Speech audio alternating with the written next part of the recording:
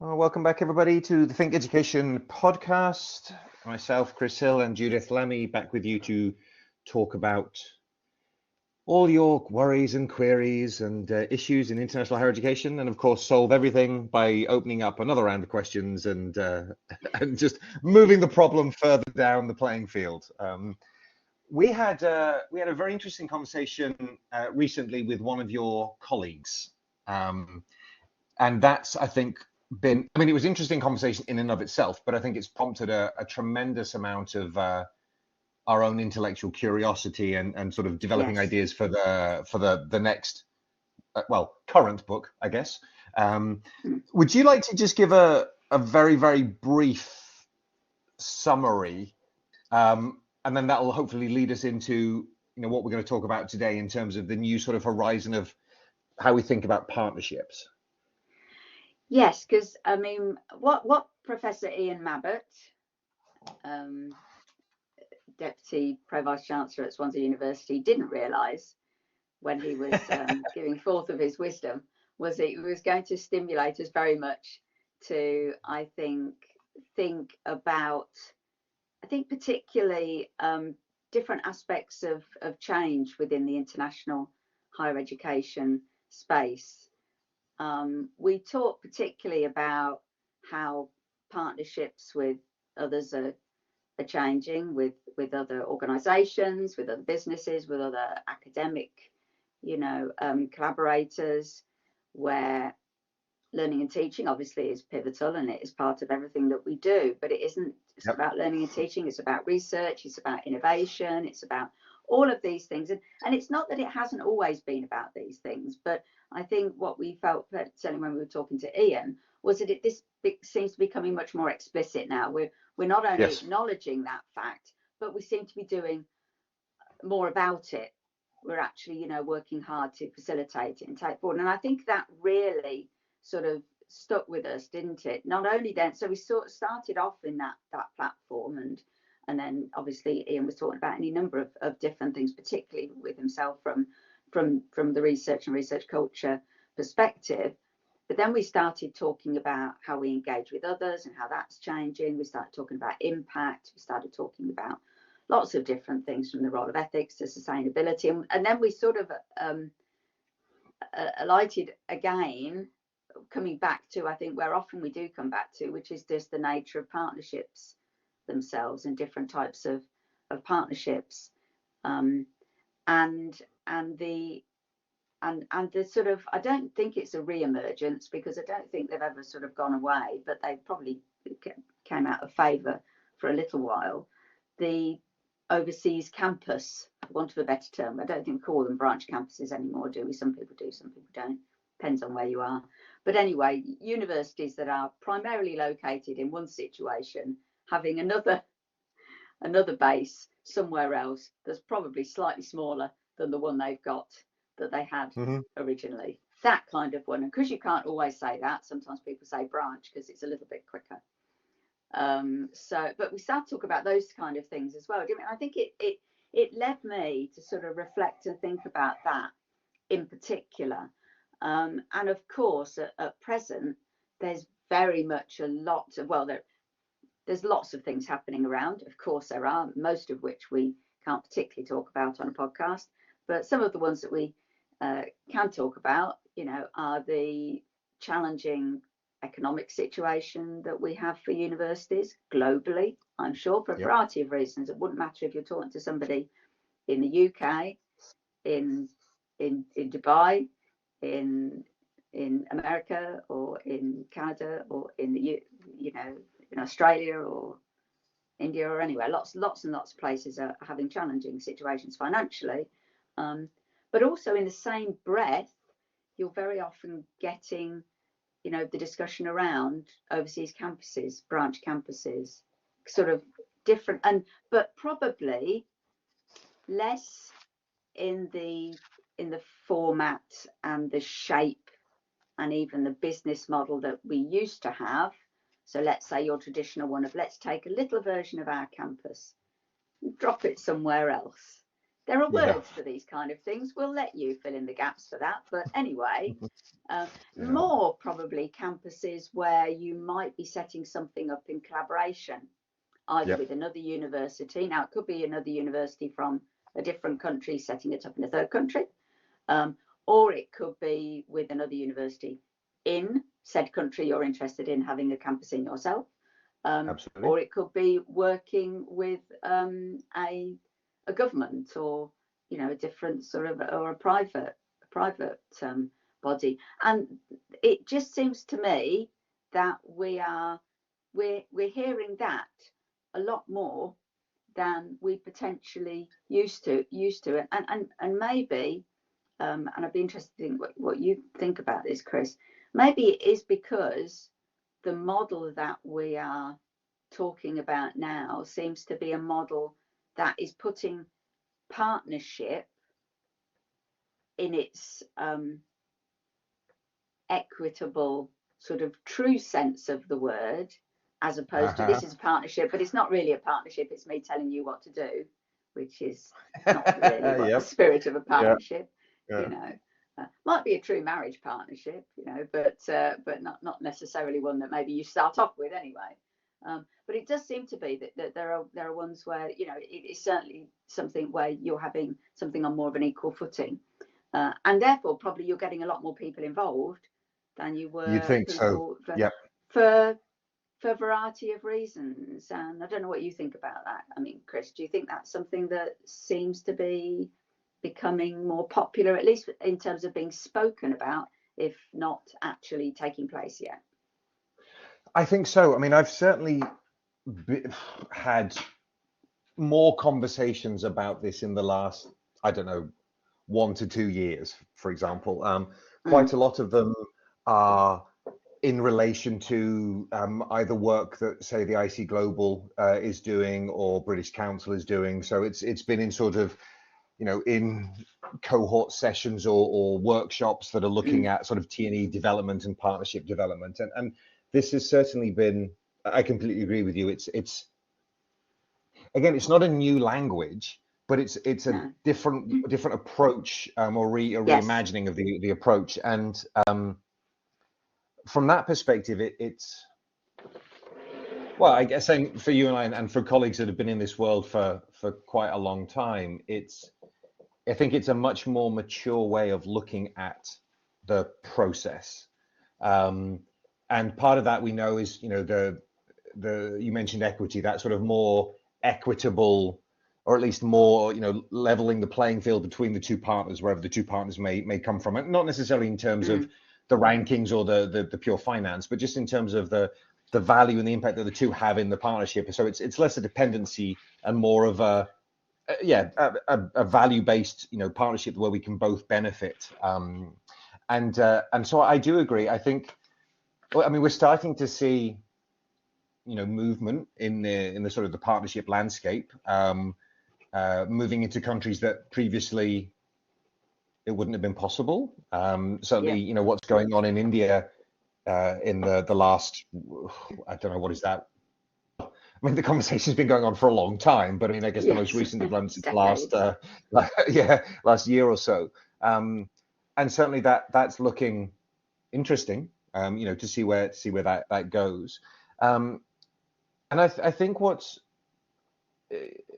suppose what another factor that I find encouraging is, despite, as you mentioned, despite the financial difficulties facing many universities in many places, it's not the case that, we're turning to T&E, we're turning to branch campus because this is the economic silver bullet that we need to save the domestic issue.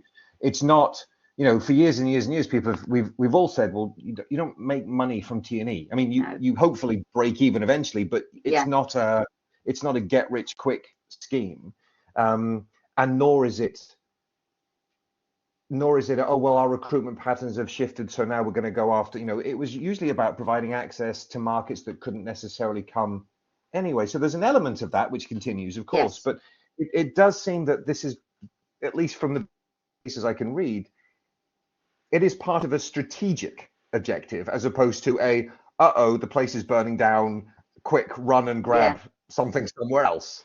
I mean, obviously, from where you sit, is this part of those is that how the landscape is being viewed? Yeah, I think That's a big general question, right? I know it's a it's bit it dumb.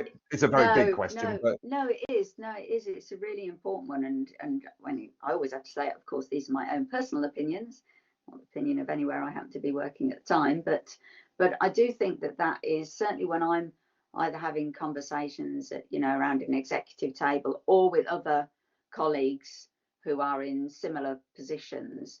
There does seem to be a lot more discussion now when we're looking at international, in terms of yes, international recruitment back to the home campus or the campus that you've got. So incoming students is important. Transnational partnerships are important, whether you're doing franchises or validations or whatever now you might call it. Franchises has become a word in the UK that you're not meant to say either. And so it's sometimes a little bit tricky. Again, often these discussions are highly political. They're less to do with education and more to do with lots of other things. But at least, though, the kind of current situation is sparking, I think, that debate of the fact that actually when we are developing higher education in wherever we're developing it, actually we're trying to broaden the opportunities for people to engage with higher education. And sometimes you can do that in your own country, sometimes you can't. Sometimes you want to, for whatever reason, and it could be a personal reason, and it's quite up to those individuals. Sometimes they might be sitting in their own country and they have a great university on their doorstep, but they don't want to go there.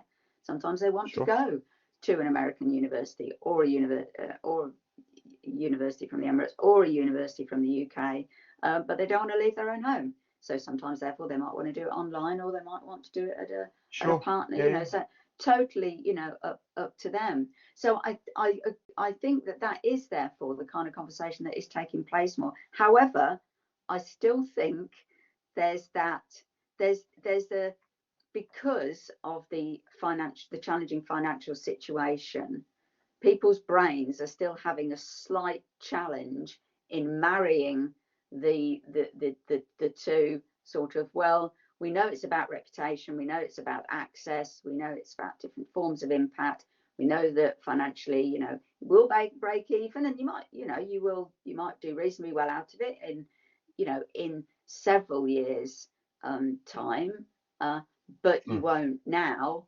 However, you could do a bit more now, couldn't you? However, couldn't we do that now, though?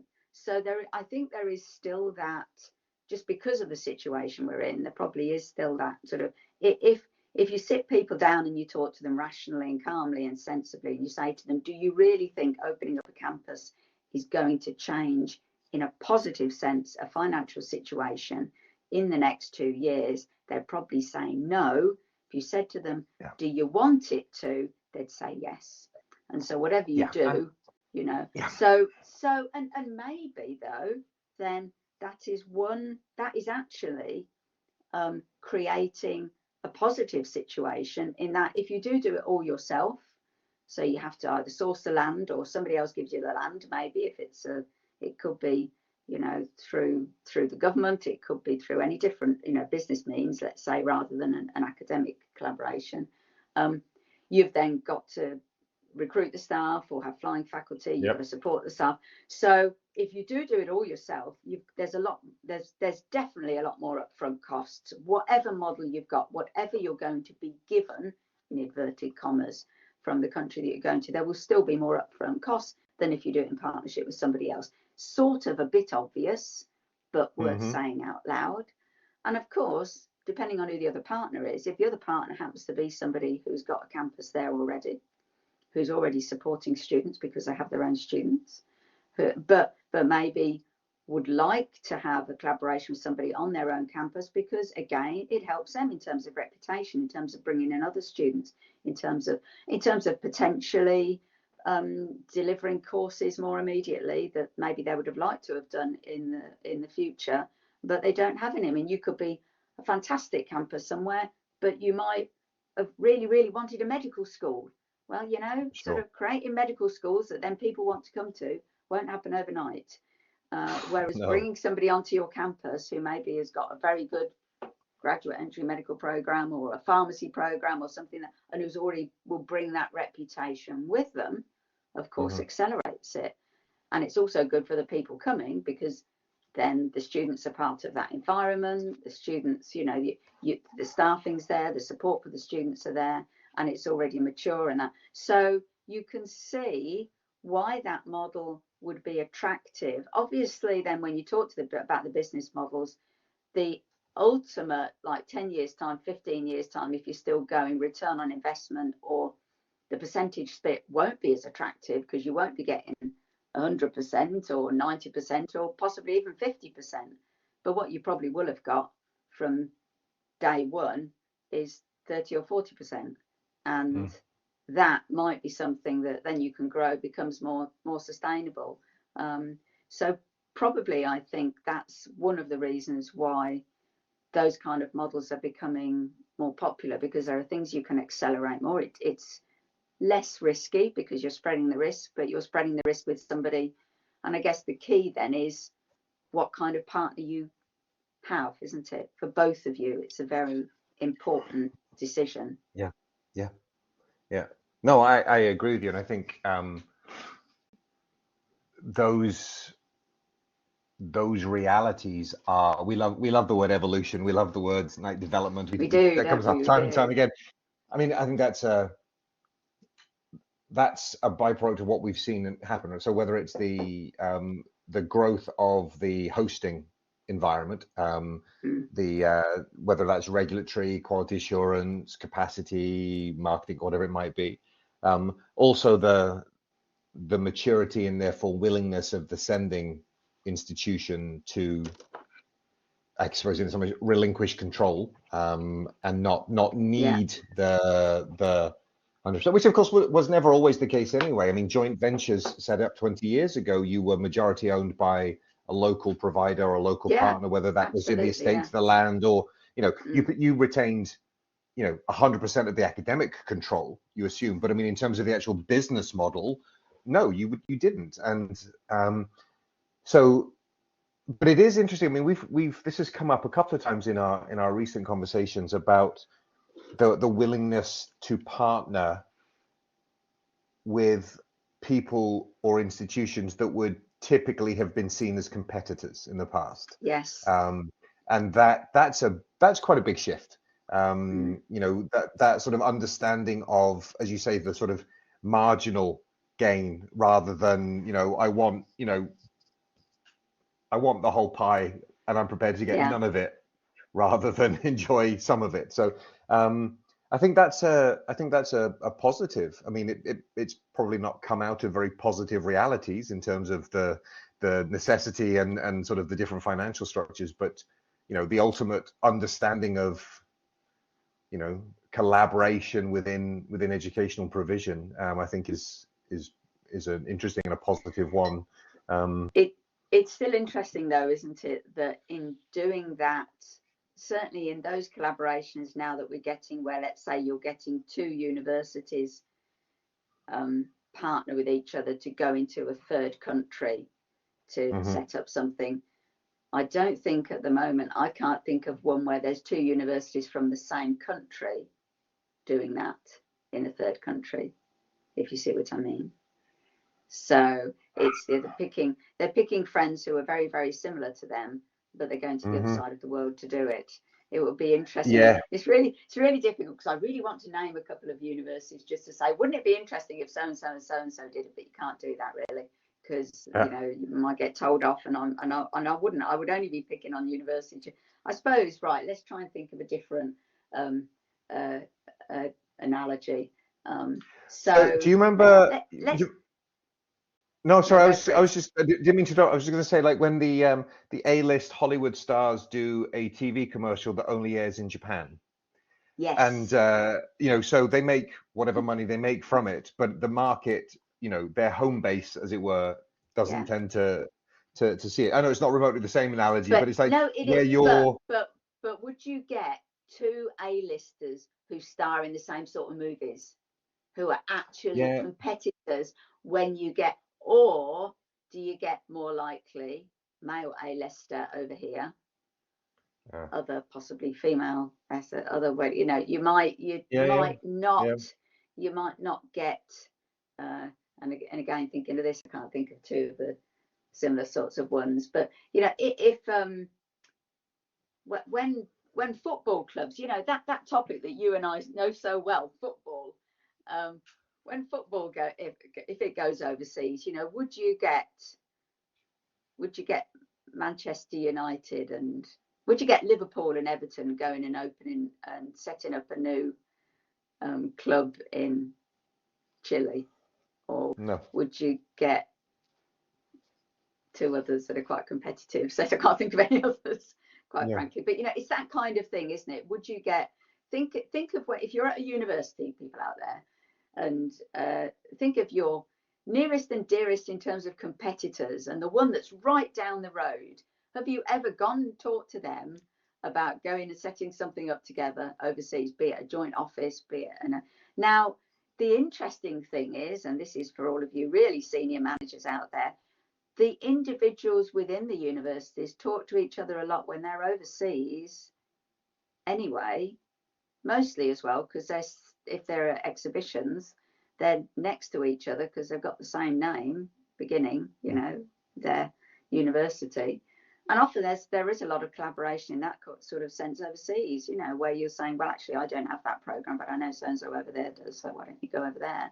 So there's that kind of side of it, isn't there? But it doesn't seem to be, it seems to be we're starting to do things, and maybe obviously that's a little less risky for people. But another word, though, that has reared its head a bit, which might be where people might feel this is going slightly, and there was something written by Happy recently on this, was around mergers again. You know, whenever there's some form of financial crisis, the word mergers always starts to come to the forefront, doesn't it? Or shared services or things like this. And again, though, it's a little bit like saying, let's go into T&E because that will, you know, help us make some money and quickly and offset. And I think it's the same false logic applies when you're talking about shared services or mergers. You know, it isn't something that all of a sudden means that it's a quick fix to anything. Far from it. I mean, we wrote about this, didn't we, in one of our previous books? But it is interesting that the whole term is starting to come to the forefront again. Yeah, no, absolutely. It's funny because when you're talking about, can we talk of any examples without talking about them? I mean, I remember one from, I don't know, 15, however many years ago, when I was with Nottingham, and I remember being in a room somewhere, and somebody said, "Oh, you know, we've just partnered with Birmingham." I remember thinking, why have we done that? I mean, you know, I'm at no level anywhere near enough to be anywhere near the conversation about why that would happen. But just as a sort of, I was thinking, why would we do that? Like they're you know, they're literally just down the road. But I was also thinking about them, you know, when you're talking about football, because actually within the Internationalization Partnership Association, particularly if you're talking about with the UK, I've been in several countries where the preference for a partnership would be aligned with a city that has a high-flying Premiership football club. Yeah. You know, so because they have the brand recognition, almost beyond, or at least prior to an understanding of what the university as an institution is like or what programs they offer. But it's like, you know, we know that city, that, you know, particularly if they've just won the league or they've just won a big trophy, you know, it's like, oh no, we know them, they're in the, you know, and therefore, so it's interesting how often how these partnerships can get formed. And that goes back to what we talked about the previous, you know, 2 books ago, I suppose, you know, the cultural identity, the ideology of a place, and how it takes those values and how those values live outside of it, or whether it lives, you know, in the shadow of whatever it might be. So good news for Birmingham, good news for Nottingham then, because Birmingham's just got promoted, hasn't it? Just won there. In Absolutely. typical Judith fashion, I have no idea where they've got promoted from and to, but I gather it's quite good. Yeah. So yeah, it's just, but it's, yeah, it is interesting. I mean, I suppose, to your point about mergers, I guess that is, it's just a different way of labeling things that we are now more comfortable talking about or engaging Yes. with, right? Yeah. But certain words do have a very different connotation of control, Yes. merger versus partnership, Mm. or alliance, or global Yeah. networking, or whatever, we use. They are very different to, um, my wife and I were talking this morning about our daughter and some of the stuff that they're doing in school at the moment. And my wife said, "Oh, whether kids can grasp this at this age." And then she said, "No, that's not quite right. Maybe embrace." And I said, "That's really interesting, because those two words, while being synonyms, are completely, like, Yes. in terms of what your brain hears Yeah. from a, very, very different. And one puts you kind of on the, oh, I'm a bit worried about this, Absolutely as on the opposed to, no, defensive. no, Yeah. So, oh yeah, this is no, great. Yeah. yeah, yes. So, Yeah. yes, Yes. we have It's many sort of, partnerships. Yes, we are in yeah. charge. It's what a Our difference decision. a word makes, doesn't it? As you Yeah. say, I know when we wrote about mergers and or different forms of that type of collaboration and the spectrum of it in a previous book, and we had examples from colleagues in there as well, in case studies. It is different, isn't it, from those where they truly were mergers, where there were two institutions. I can't remember whether Yes. there was one, I want to say Philadelphia, and that could be wrong, but there was one certainly in America somewhere. It'll come back to me. It's in the books. It's in one of the previous books, guys. I think it's in the evolution of transnational education. But anyway, where there were two universities that actually did. They made a conscious decision to sat down. All of the senior team sat down. Everybody had been doing a lot of work together, and they were like, you know what? We're going to create a new university. We're going to come together. We're going to set up something new, and it's going to be collaborative. And I'm sure that it was painful, and I'm sure there were challenges, but it seemed to be something that was truly done on a sort of 50-50, let's get together, create something new, name it something new. And we're not doing it to save money, we're doing it to actually increase the whole profile of what we're doing. And it seemed to be something that was very positive, whereas I suppose there are a lot of mergers that aren't mergers, they're actually takeovers. It's actually one of you's got to go, but rather than you completely going, you can decide to protect some of your land or some of your staff, and you can go over here. And this one's probably not going to change very much at all, actually. That's probably one end of the extreme in terms of takeovers, and then anything possibly in the middle, where some bits of your identity might be retained, but you get subsumed within the greater beast. And I suppose that it's actually not that there's anything fundamentally wrong with any of them. We're not saying whether something's wrong or right. It's almost just being honest about what you're doing, isn't it? And saying what it is, whether it is something that's a collaboration, a partnership, a merger, a takeover, or whatever it is, and what is the reason behind doing it. And there might be an institution that is simply, if you're or like with any business, it could be a business where you're like, we are completely going to fold. We need Mm-hmm. to we want to protect some of our staff. I mean, look at your high streets, look at the high streets here, the things that we used to have on the high street in the UK, and I'm sure it's the same for people wherever you are.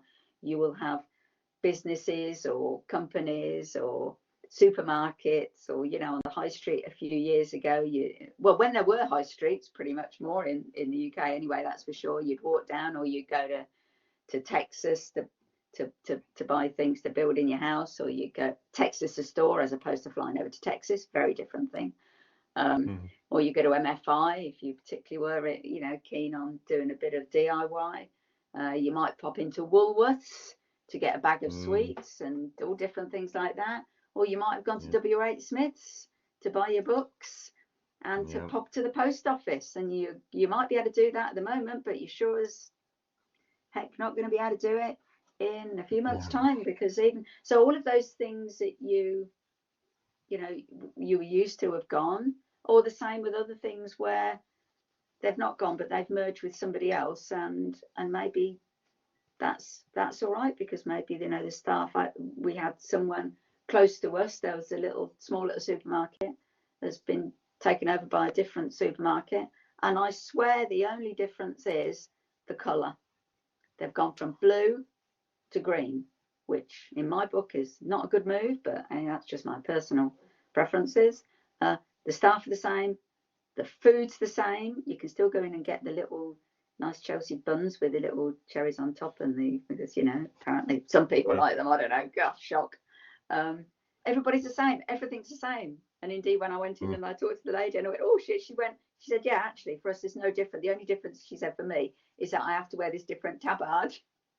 Now, I'm sure that there was lots of things happened in the background, but for her and others, there wasn't any difference at all. I'm not saying that universities are like that, but possibly we're not dissimilar. So maybe, and all of this came from a conversation with Professor Ian Mabbett. Quite frankly, he started us down the road of talking about what colour tabards people have when you go into a shop and buy a Chelsea bun. Would you like a quick fact? Yes, I would always like a quick fact. So you said you thought the example was from somewhere in Philadelphia. Yes. So it was. Yay! Merger I still might have got 1 point out of 10. Yeah. No, the merger of Thomas Jefferson University and Philadelphia University in 2017. And the quote that we had was from Stephen Klasker, the president of Thomas Jefferson University, who said, "We are looking at it like we're creating a brand new university." So there you go. You are absolutely correct. There you go. I think we should leave it there on A, great quote. B, I was absolutely correct. The day can only go downhill. Absolutely. So until next time, when I'm sure we'll be wrong about something, just for the balance. Just for the balance. Yeah. Okay. All right. Bye-bye. Bye. Thanks.